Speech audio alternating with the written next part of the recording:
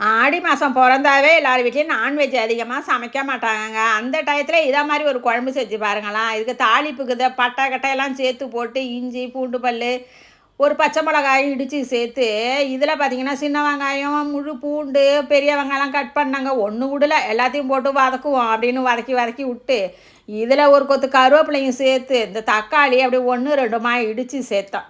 நல்லாயிருக்கும். இதை மாதிரி அப்படியே கிரேவி மாதிரி வரும். அதோட கத்திரிக்காய் உருளைக்கிழங்கு முருங்கைக்காலாம் கிடந்ததா எல்லாத்தையும் வெட்டி போடுவோன்னா அதையும் வெட்டி போட்டு இதுக்கு மசாலா பார்த்திங்கன்னா கரம் மசாலா சோம்புத்தூள் மஞ்சத்தூள்லாம் போட்டு இதையும் நல்லா ஜீரகத்தூள்லாம் போட்டு இது குழம்பு மிளகாத்தூளையும் 2 போட்டு ஒரு ஸ்பூனை அதோட உப்பை சேர்த்து வதக்கணும் பாருங்கள். அப்படியே நல்லா மசாலாவோட வெந்து வரும்போது அவ்வளோ வாசனை அது.